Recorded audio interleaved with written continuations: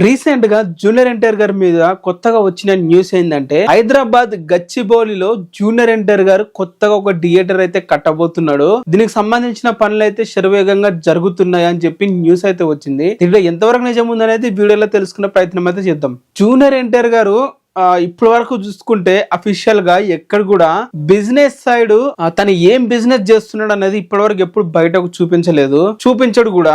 ఎందుకంటే తారక్ అన్న ఇప్పుడు జూనియర్ ఎన్టీఆర్ గారు పాలిటిక్స్ లోకి రావాలని చెప్పి ఎప్పటి నుంచో తనకు ఒక మైండ్ సెట్ ఉంది కాబట్టి బిజినెస్ అంటూ ఏ పనులు కూడా చెయ్యడు. ఇప్పుడు ఫర్ ఎగ్జాంపుల్ పాలిటిక్స్ ఈ పొలిటికల్ అంబిషన్ ఉన్న ప్రతి ఒక్క యాక్టర్ కూడా ఎక్కువగా ల్యాండ్స్ ఉన్నా, ఎక్కువగా వాళ్ళ పేరు మీద ఆస్తులు ఉన్నా కూడా వాళ్ళకి పెద్దగా ఇబ్బందులుగా తయారైతే అవుతుంది. ఫర్ ఎగ్జాంపుల్ ఒక ఏరియాలో ఒక ల్యాండ్ కొని అక్కడ ఒక థియేటర్ కడితే ఆ ల్యాండ్ అక్విజిషన్స్ గానీ లేకుంటే ల్యాండ్ థియేటర్ మొత్తం కట్టిన తర్వాత మళ్ళా పొలిటికల్ గా ఏదో ఒక ఇబ్బంది పెడతానే ఉంటారు వాళ్ళు జూనియర్ ఎన్టీఆర్ గారు పాలిటిక్స్ లోకి వచ్చిన తర్వాత. సో అందుకని చెప్పి తారక్ అన్న ఎప్పుడు ఈ బిజినెస్ లో కూడా వెళ్ళడు.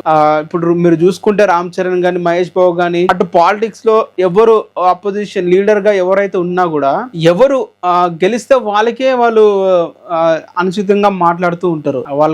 వాళ్ళకి కోసం అని చెప్పి బర్త్డే విశేషాలు చేస్తారు, అన్ని చేస్తూ ఉంటారు. సో బేసిక్ అలాంటి పనులు ఏం చేయకూడదు అని చెప్పి తారక్ అన్న ఇప్పటి వరకు కూడా ఈ బిజినెస్ వైపు అయితే వెళ్ళాడు. అదొక మెయిన్ రీజన్. బట్ ఇప్పుడు ఈ థియేటర్ కడతారు కాబట్టి గచ్చిబౌలిలో కడతాడు అని చెప్పి ఒక న్యూస్ వచ్చింది కాబట్టి ఇది ఎంతవరకు నిజం ఉందంటే మాత్రం దీంట్లో 100% నిజమైతే లేదని చెప్పి అయితే నాకు అయితే అనిపిస్తుంది. జూనియర్ ఎన్టీఆర్ గారు అయితే థియేటర్ కట్టాడు, వాటి జోలికి అయితే వెళ్ళాడు. ఒకవేళ ఎన్టీఆర్ ఆర్ట్స్, కళ్యాణ్ రామ్ గారు వాళ్ళతో సైడ్ నుంచి కట్టిస్తాడేమో గానీ తారక్ అన్న అయితే ఇన్వాల్వ్ అయితే అవ్వడు అని చెప్పి అయితే నాకు లేకుంటే ఒకవేళ తారక్ అన్న పేరు మీద ఉన్నా కూడా అది అఫీషియల్ గా హ్యాండ్ ఓవర్ మొత్తం ఎన్టీఆర్ ఆర్ట్స్ కి ఇచ్చేస్తాడు తారక్ అన్న. అట్లా ఉంటది తప్ప సొంతంగా తన థియేటర్ కట్టాడు, మల్టీప్లెక్స్ కడతారని చెప్పి ఆయన న్యూస్ వచ్చింది. ఇదైతే 100% ఫేకే. మీరేమంటారు దీని మీద కింద కామెంట్